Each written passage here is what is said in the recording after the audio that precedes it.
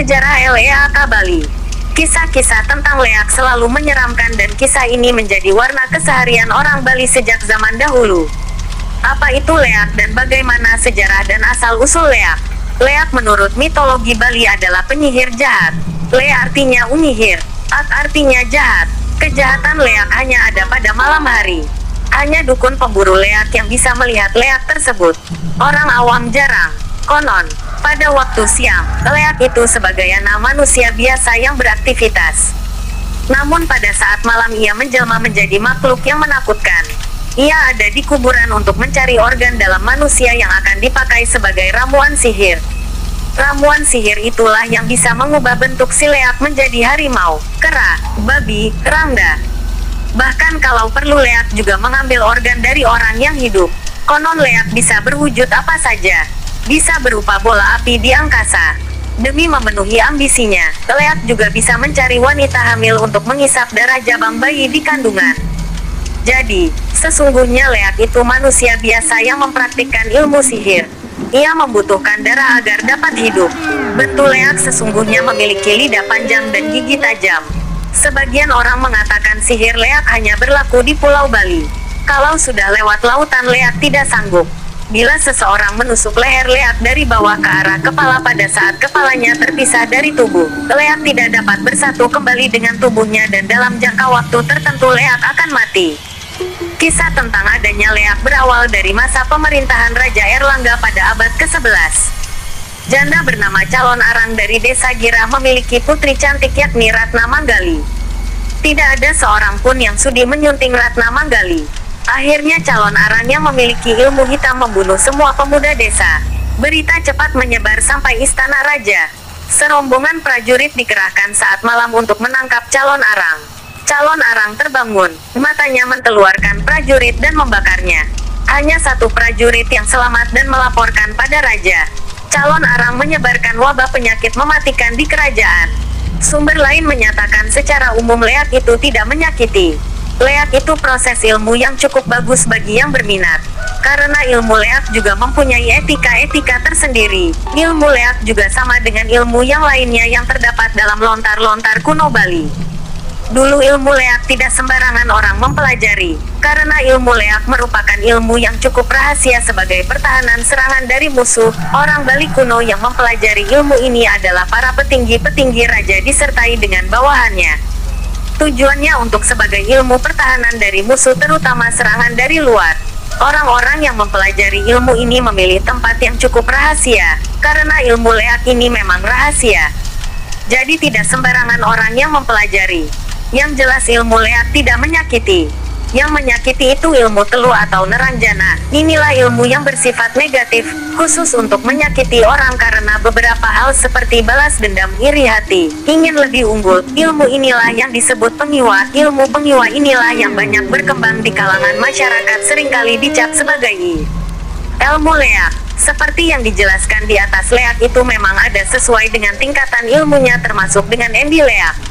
Endi Leak ini biasanya muncul pada saat mereka lagi latihan atau lagi bercengkrama dengan Leak lainnya baik sejenis maupun lawan jenis. Munculnya Endi itu pada saat malam hari khususnya tengah malam. Mengapa di tempat angker? Ini sesuai dengan ilmu Leak di mana orang yang mempelajari ilmu ini harus di tempat yang sepi. Biasanya di kuburan atau di tempat sepi. Endi ini bisa berupa fisik atau jenananya, rohnya, sendiri, karena ilmu ini tidak bisa disamaratakan bagi yang mempelajarinya. Untuk yang baru-baru belajar, Endi itu adalah lidahnya sendiri dengan menggunakan mantra atau dengan sarana. Dalam menjalankan ilmu ini dibutuhkan sedikit upacara. Sedangkan yang melalui jenananya, rohnya, pelaku menggunakan sukma atau intisari jiwa ilmu Leak. Sehingga kelihatan seperti Endi Leak padahal ia diam di rumahnya. Yang berjalan hanya jiwa atau suksma sendiri. Bentuk Endi Leak ini beraneka ragam sesuai dengan tingkatannya. Ada seperti bola, kurungan ayam, tergantung pakem, etika yang dipakai. Ilmu ini juga memegang etika yang harus dipatuhi oleh penganutnya. Endi Leak ini tidak sama dengan sinar penerangan lainnya. Kalau Endi Leak ini biasanya tergantung dari yang melihatnya. Kalau yang pernah melihatnya, Endi berjalan sesuai dengan arah mata angin. Endi ini kelap-kelip tidak seperti penerangan lainnya hanya diam. Warnanya pun berbeda. Kalau endi leak itu melebihi dari satu warna dan endi itu berjalan sedangkan penerangan biasanya warna satu dan diam. Karena endi leak ini memiliki sifat gelombang elektromagnetik mempunyai daya magnet. Ilmu leak tidak menyakiti. Orang yang kebetulan melihatnya tidak perlu was-was, bersikap sewajarnya saja. Kalau takut melihat, ucapkanlah nama-nama Tuhan. Endi ini tidak menyebabkan panas. Dan endi tidak bisa dipakai untuk memasak karena sifatnya beda. Endi leak bersifat niskala, tidak bisa dijamah. Leak shopping di kuburan pada dasarnya. Ilmu leak adalah ilmu kerohanian yang bertujuan untuk mencari pencerahan lewat aksara suci. Dalam aksara Bali tidak ada yang disebut leak. Yang ada adalah liaak, yang berarti 5 aksara, memasukkan dan mengeluarkan kekuatan aksara dalam tubuh melalui tata cara tertentu. 5 aksara tersebut adalah si, wa, ya, na, ma. Si adalah mencerminkan Tuhan, wa adalah anugerah, ya adalah jiwa, na adalah kekuatan yang menutupi kecerdasan, ma adalah egoisme yang membelenggu jiwa. Kekuatan aksara ini disebut pancageni, 5 api. Manusia yang mempelajari kerohanian apa saja, apabila mencapai puncaknya dia pasti akan mengeluarkan cahaya aura. Cahaya ini keluar melalui 5 pintu indria tubuh yakni telinga, mata, mulut, ubun-ubun, serta kemaluan. Pada umumnya cahaya itu keluar lewat mata dan mulut. Sehingga apabila kita melihat orang di kuburan atau tempat sepi, api seolah-olah membakar rambut orang tersebut. Pada prinsipnya, ilmu leak tidak mempelajari bagaimana cara menyakiti seseorang. Yang dipelajari adalah bagaimana mendapatkan sensasi ketika bermeditasi dalam perenungan aksara tersebut. Ketika sensasi itu datang, maka orang itu bisa jalan-jalan keluar tubuhnya melalui ngelekas atau ngerogo sukmo. Kata ngelekas artinya kontaksi batin agar badan astra kita bisa keluar. Ini pula alasannya orang ngeleak. Apabila sedang mempersiapkan puja batinnya disebut angaregep pengelekasan. Sampai di sini roh kita bisa jalan-jalan dalam bentuk cahaya yang umum disebut endi. Bola cahaya melesat dengan cepat.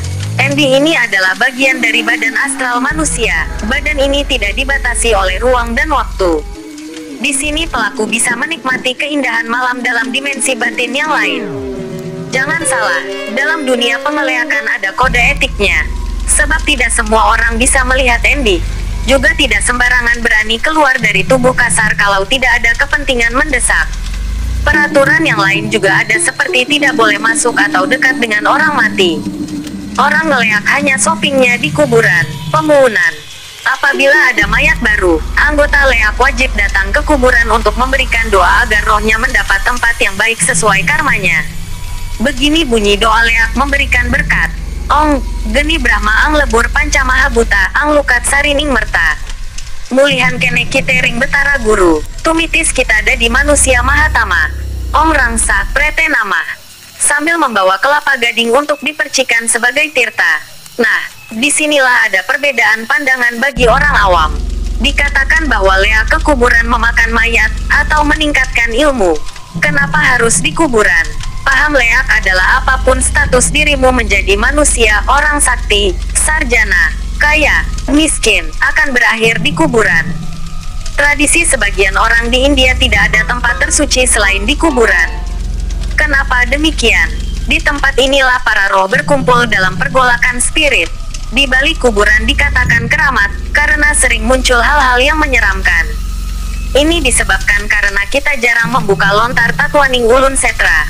Sehingga kita tidak tahu sebenarnya kuburan adalah tempat yang paling baik untuk bermeditasi dan memberikan berkat doa. Sang Buddha kecapi, Empu Kuturan, Gajah Mada, Diana Tengdira, Empu Brada, semua mendapat pencerahan di kuburan. Di Jawa tradisi ini disebut tirakat. Leak juga mempunyai keterbatasan tergantung dari tingkatan rohani yang dipelajari. Ada 7 tingkatan leak, yaitu leak barak Brahma. Leak ini baru bisa mengeluarkan cahaya merah api. Leak bulan, leak pemamoran, leak bunga, leak sari, leak cemeng rangdu, leak siwaplaka. Leak siwaplaka inilah yang tertinggi. Sebab dari ke-7 cakranya mengeluarkan cahaya yang sesuai dengan kehendak batinnya. Setiap tingkat mempunyai kekuatan tertentu.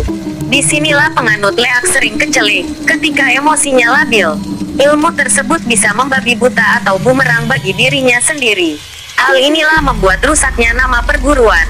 Sama halnya seperti pistol, salah pakai berbahaya. Makanya, kestabilan emosi sangat penting, dan di sini sang guru sangat ketat sekali dalam memberikan pelajaran. Selama ini leak dijadikan kambing hitam sebagai biang ketakutan serta sumber penyakit, atau aji ugik bagi sebagian orang. Padahal ada aliran yang memang spesial mempelajari ilmu hitam disebut penestian. Ilmu ini memang dirancang bagaimana membikin celaka, sakit, dengan kekuatan batin hitam. Adapun caranya adalah dengan memancing kesalahan orang lain sehingga emosi. Setelah emosi barulah dia bereaksi. Emosi itu dijadikan pukulan balik bagi penestian. Ajaran penestian menggunakan ajian-ajian tertentu, seperti aji geni salembang, aji dungkul, aji sirap, aji penangkep, aji pengendu, aji telu teranjana. Ini disebut pengiwa, tangan kiri. Kenapa tangan kiri? Sebab setiap menarik kekuatan selalu memasukkan energi dari belahan badan kiri. Pengiwa banyak menggunakan raja-raja, tulisan mistik. Juga pintar membuat sakit dari jarak jauh, dan dijamin tidak bisa dironsen di lab. Yang paling canggih adalah setik, racun mistik. Aliran ini bertentangan dengan pengeleakan. Apabila perang, beginilah bunyi mantranya. Om siwa gandu angimpus leak, siwa sumedang anundung leak, mapan aku mapawakan segara geni, dot blah, dot blah. Ilmu leak ini sampai saat ini masih berkembang karena pewarisnya masih ada, sebagai pelestarian budaya Hindu di Bali. Dan apabila ingin menyaksikan leak ngendi, datanglah pada hari Kajeng Kliwon Enjitan di kuburan pada saat tengah malam.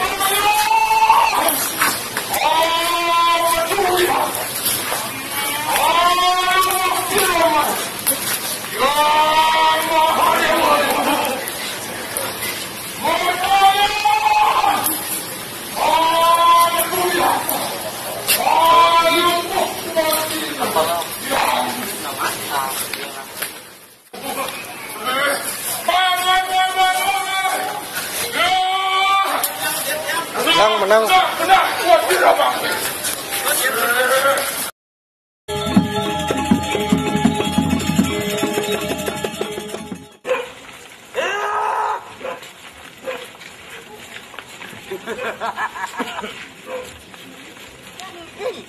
Jadi main vậy, hoa kan, yan saja watin, yan saja tebal.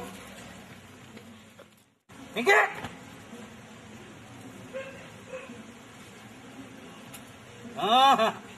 Kalbinto ini tukang kunut. Wah, yan saja tebal kulitnya, deh tukang kunutnya.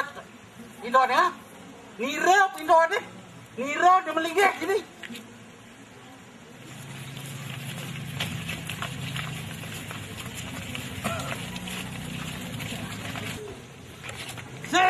Sing bani sini di semoy, di setro, mau mayo, klik, jujur, Leo nang mau buntelan.